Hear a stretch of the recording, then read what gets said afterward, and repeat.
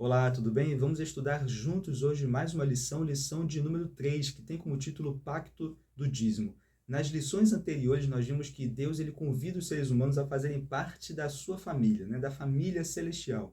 E quando nós entramos, então, na família celestial, nós vamos aceitar, o pacto de aliança com Deus. Aliança essa que estará baseada, fundamentada no conjunto de regras, de mandamentos. E a nossa aceitação da aliança, isso vai incluir a nossa restauração, o nosso desenvolvimento e a devolução a Deus de tudo aquilo que nós somos e temos. E isso vai estar, então, inserido nossos dons, talentos, tempo, nossas posses. Dentro desse contexto, então, nós temos o pacto do dízimo, com relação à devolução a Deus dos nossos bens. Interessante que o primeiro momento em que o dízimo ele é relatado na Bíblia é antes do Sinai. Não foi a partir do Sinai que o dízimo ele foi estabelecido. Antes mesmo do Sinai, o dízimo ele é relatado na Bíblia. O primeiro momento foi justamente lá em Gênesis capítulo 14. Nós temos ali um momento em que Abraão ele monta uma missão de resgate para resgatar o seu sobrinho Ló e o seu povo, porque eles haviam sido levados cativos de Sodoma, porque ali houve uma guerra de diversos reis ali, Sodoma então foi atacada, o seu povo foi levado cativo. Entre essas pessoas, Ló, que era sobrinho de Abraão, e o seu povo ali, as mulheres, sua família, enfim. E Abraão, então, ele monta uma missão de resgate, é bem sucedido nessa missão, resgata Ló, seu sobrinho, sua família. E eles, então, ao retornarem, eles encontram o rei de Salém, Melquisedeque, e também que era sacerdote do Deus Altíssimo, e Abraão, então, entrega o dízimo, entrega uma parte daquilo que ele havia conquistado nessa missão de resgate bem sucedida. Interessante que ao último momento que o dízimo ele é mencionado na Bíblia, lá em Hebreus capítulo 7, verso 1 ao 9, nós temos justamente o mesmo momento, dessa vitória de Abraão e desse encontro com Abraão com Melquisedeque. E ali fala um pouco da questão do dízimo, dos levitas, e faz uma analogia também de Melquisedeque com Cristo. Mas enfim, aqui o foco é nós falarmos do pacto do dízimo. Então nós percebemos que o dízimo, ele não foi estabelecido no Sinai, ele é anterior ao Sinai e também não era uma atividade exclusiva dos judeus. Isso é importante. E aí nós, em Malaquias capítulo 3, verso 10, que justamente é o verso da semana, diz assim: tragam todos os dízimos à casa do tesouro para que haja mantimento na minha casa. Ponham-me à prova nisto, diz o Senhor dos Exércitos, se eu não lhes abrir as janelas do céu e não derramar sobre vocês bênção sem medida. Então nós temos aqui o local que o dízimo ele deve ser enviado, ele deve ser levado. Tragam todos os dízimos à casa do tesouro. Então o dízimo ele deve ser levado à casa de Deus. É o local de entrega do dízimo. Não podemos levar o dízimo para qualquer lugar. Não é o projeto divino nós pegarmos o dízimo e fazermos aquilo que nós entendemos que seja o correto, levar para onde nós quisermos. Não, tragam a casa do tesouro. Então esse é o local correto. E vamos ver também aqui, além do local correto, qual é o valor correto do dízimo. O dízimo, ele significa a 10ª parte de algo. Então, qual é o valor correto do dízimo? 10%. 10% do quê? Daquilo que eu ganho, daquilo que você ganha. 10%, é a proporcionalidade. Deus ele trabalha com a proporcionalidade, que torna essa captação, a captação desse recurso de forma justa. Forma justa e de forma que a sua obra ela seja mantida, e nós não passemos miséria, porque Deus não quer ver os seus filhos passando miséria. Então, o dízimo ele tem um valor muito bem definido, é 10%. Então, vamos supor aqui uma pessoa autônoma, que ela não tem ali um valor mensal definido de renda. Vamos supor que ela ganhe no mês R$ 1.000. E ela colocou como pacto do dízimo o valor de R$ 100 definido. Então, independente de quanto ela vai ganhar, ela vai devolver R$ 100, porque foi o pacto do dízimo, vamos supor, que ela tenha feito com Deus. E aí, o mês que ela ganha R$ 1.000, R$ 100 significa 10%. Então, ela vai estar devolvendo 10% para Deus. R$ 500, vamos supor que no mês seguinte ela ganha R$ 500, mas o pacto dela é R$ 100, porque ela definiu um valor. então os R$ 100 vão representar 20% do valor da renda dessa pessoa. Vamos supor que essa pessoa, num mês aí muito ruim, de crise e tal, ela receba R$ 100. O pacto que ela fez com Deus foi R$ 100, independente de quanto ela recebesse. E ela pega os R$ 100 e dá para Deus. E quanto que sobra para ela fazer, né, ali cumprir os seus compromissos, enfim. Quanto que sobra para essa pessoa? Nada. Será que é isso que Deus quer? Mas vamos um pouco mais além. Vamos supor que no mês seguinte essa pessoa receba R$ 50, né? Uma crise ali pesada, ela só conseguiu dentro da profissão dela ali fazer R$ 50 naquele mês. E aí? Para complementar os R$ 100, que foi o pacto do dízimo que ela fez, ela vai pedir um empréstimo?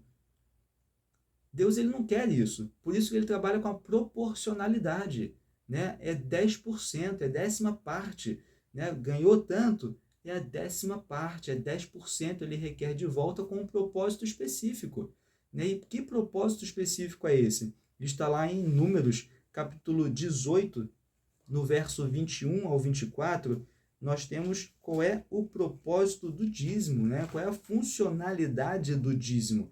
Números 18, 21 a 24 diz assim: aos filhos de Levi dei todos os dízimos em Israel por herança, pelo serviço que prestam, serviço da tenda da congregação. E nunca mais os filhos de Israel se chegarão à tenda da congregação, para que não levem sobre si o pecado e morram. Mas os levitas farão o serviço da tenda da congregação e responderão por suas faltas. Estatuto perpétuo é este para todas as vossas gerações, e não terão eles nenhuma herança no meio dos filhos de Israel.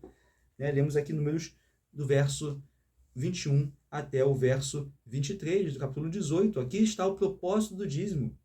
O dízimo ele deve ser usado para sustentar o ministério evangélico.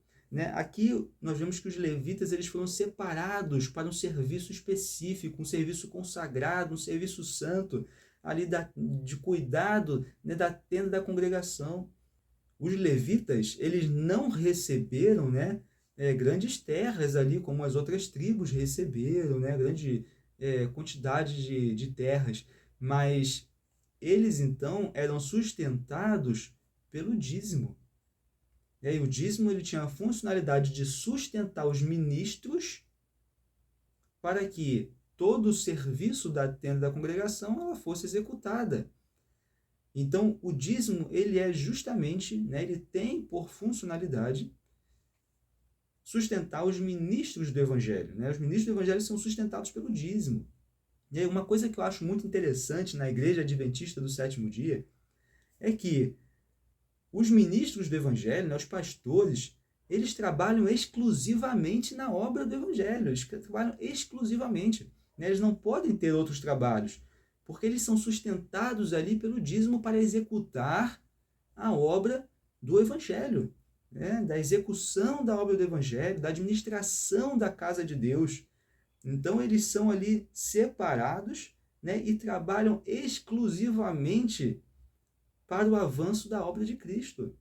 Eles não têm outros trabalhos. Então, o dízimo sustenta esses ministros para que eles possam dedicar a sua vida integralmente para levar a mensagem do Evangelho a todo mundo, para administrar a casa de Deus. Então, o dízimo ele tem essa funcionalidade. Esse é o propósito do dízimo. Nós vamos falar depois de ofertas, qual é o propósito das ofertas. Mas o dízimo ele é exclusivamente, deve ser, biblicamente, usado exclusivamente para o sustento dos ministros do Evangelho. Então, nós vimos aqui para onde o dízimo deve ir, para a casa do tesouro, para a casa de Deus, a quantidade, o que é o dízimo, que é 10% da nossa renda, a proporcionalidade.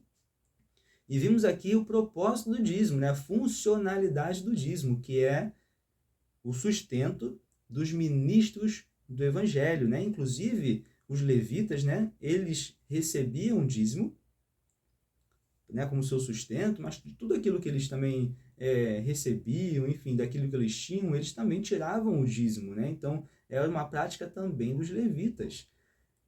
E aí nós vimos, então, depois de falar sobre o propósito do dízimo, nós temos o princípio do dízimo. Né? O princípio do dízimo, como nós já falamos, né, nas lições anteriores, a lição desse trimestre, né, que fala sobre administradores fiéis à espera do mestre, sempre nos mostra que precisamos colocar Deus em primeiro lugar.